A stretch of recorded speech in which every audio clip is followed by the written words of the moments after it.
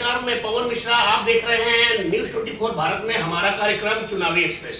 चुनावी एक्सप्रेस पे हमारे साथ में जाने माने समाज सेवी हमारे कार्यक्रम में मौजूद हैं। आइए हम उनसे चर्चा करते हैं और चुनावी हाल जानने का प्रयास करते हैं। पहले तो आपको हमारे टीम की तरफ से, हमारे चैनल की तरफ से बहुत बहुत धन्यवाद। आप हमारे शो में आए और आपने अपना कीमती समय हमको दिया, उसके लिए बहुत बहुत धन्यवाद।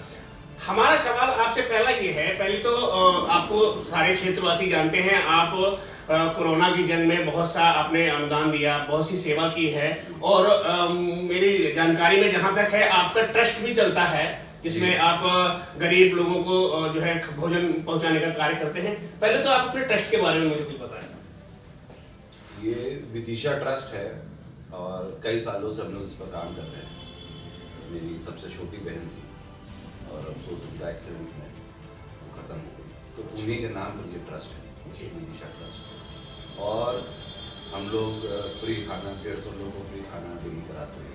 हॉस्पिटल्स में वगैरह पहुंचा रहे हैं? विवेकानंद हॉस्पिटल में जी, विवेकानंद, हाँ विवेकानंद हॉस्पिटल में हम लोग का फ्री खाना चलता है। और उसके साथ साथ साल में 2 बार कंबल, जैकेट, टोपी, मफलर जितना हो सकता है। और कोविड में भी हम लोगों ने लगभग 16,000 लोग को, क्योंकि 16,000 का फिगर मुझको इसलिए याद है कि वो हमने पराग का चेक साइन करके दिया। आपकी जानकारी के लिए बता दूं कि सर का नाम अभिनव राजा भार्गव है, जो कि कांग्रेस से विधानसभा 149 बिस्वा, जो सीतापुर के 9 विधानसभाएं हैं जिसमें एक बिस्वा विधानसभा है 149, उससे कांग्रेस के प्रत्याशी भी हैं और इस बार चुनाव लड़ने जा रहे हैं। और आइए चुनाव के बारे में चर्चा करते हैं। आपका चुनाव में आने का एजेंडा क्या है? किन किन कार्यों को लेकर के आप चुनाव में उतर रहे हैं? मेरा एक ही एजेंडा है, विधानसभा। मैं 2012 में भी विधानसभा चुनाव लड़ा था और मैं अभी भी चुनाव लड़ रहा हूँ। और 2012 में कितने वोटों से रह गए थे आप?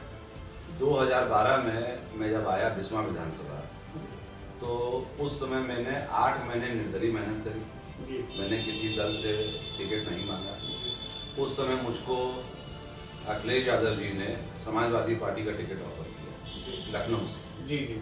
और मैंने ये कह कर मना कर दिया कि अगर लड़ाना ही है तो मुझको मेरे जिले से लड़ाओ। सही बात है। और उन्होंने ये कह के मना कर दिया कि नेताजी के पुराने खास आदमी हैं रामपाल यादव जी और 3 जिले के एकमात्र यादव मिलेगी, उसका वैक्सीनेशन है। वो लाइनें हमेशा व्यस्त जाती थी। अगर 1 करोड़ आदमी उम्मीद कर रहा है तो मुश्किल से 5 लाख आदमी को फ्री वैक्सीनेशन है, बाकी सबको पेड वैक्सीनेशन है। आप क्या यकीन करना चाहते हैं तो आपके ऊपर है। माननीय राहुल गांधी जी का जो बयान था कि हमारी सरकार आने पे जितने भी गरीब परिवार हैं, गरीब किसान हैं, हम सिर्फ उनके लिए काम करेंगे और उनके लिए नई नई स्कीमें लाएंगे। उनकी स्कीमों के बारे में?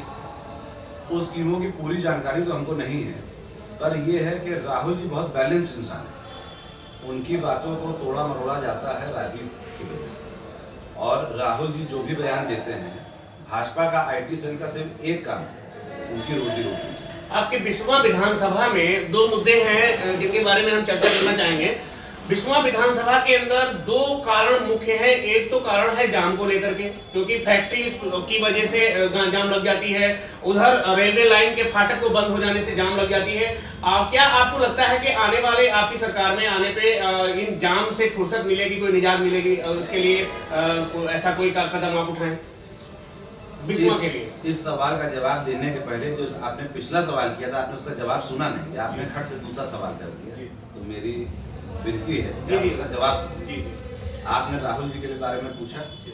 राहुल जी एक बहुत ही बैलेंस इंसान है। उन्होंने जितनी बातें करी हैं, अगर उस बातों को किसी बुद्धिजीवी से पूछे कि वो क्या कहना चाह रहे हैं, तब आपको एहसास होगा कि वो देश हित की बात कर रहे हैं कि वो नुकसान की बात कर रहे हैं।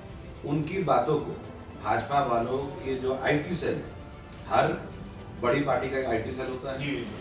IT सेल का काम है कि दूसरे का आलोचना करना, दूसरे का मजाक उड़ाना। राहुल जी कहते हैं कि मोदी जी सपना दिखाते हैं कि यहाँ से किसान आलू डालेगा, वहाँ से सोना निकलेगा। IT सेल ने आगे पीछे का काट दिया और कह दिया अरे राहुल जी तो बोल रहे हैं यहाँ से सोना डालेंगे, वहाँ से वो यहाँ से आलू डालेंगे, वहाँ से सोना निकलेगा।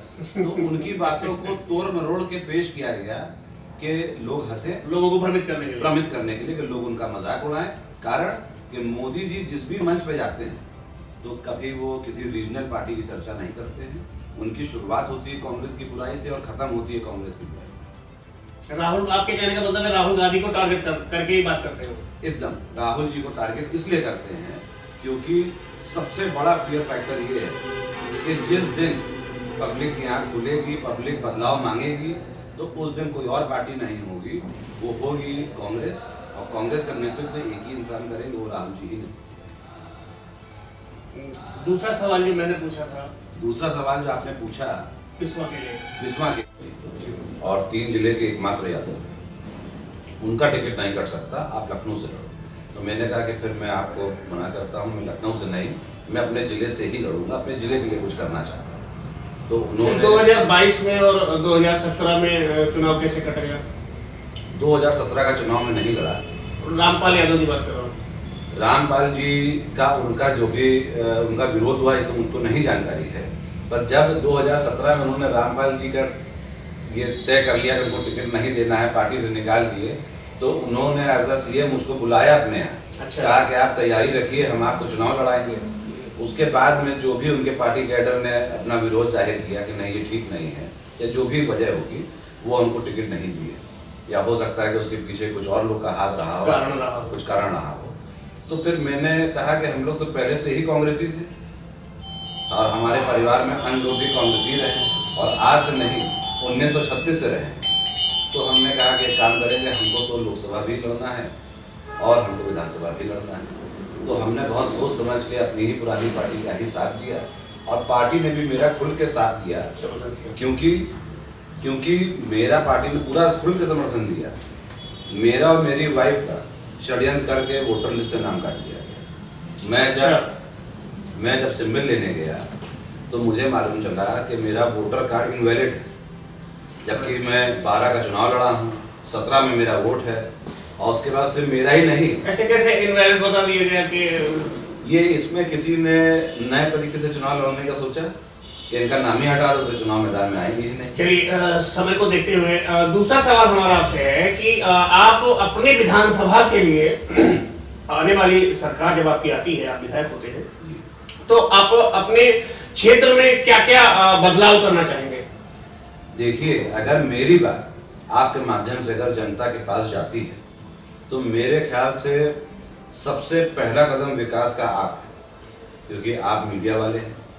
आप मीडिया आदमी को जागरूक बनाती है, और छोटी सी बात है, मेरे ख्याल से आप भी इस बात से सहमत होंगे कि एक विधायक पूरी विधानसभा को खुश नहीं कर सकता, क्योंकि चाहे केंद्र सरकार हो चाहे प्रदेश सरकार हो, जो योजनाएं होती हैं वो योजनाएं पब्लिक तक पहुंच नहीं पाती। नहीं। और सबसे बड़ी बात है कि मैंने बिस्वा की जनता से ये बोला कि आप जातिवाद छोड़ो, क्योंकि कांग्रेस पार्टी हिंदू मुस्लिम में यकीन नहीं करती, वो जातिवाद नहीं करती। और हमारा ये मानना है कि अगर मैं 24 घंटा अगर जीत हासिल होती, अगर पब्लिक हम लोग को चुनती है, तो मात्र 24 घंटे के अंदर मैं 4 कार्यालय और 4 वाहन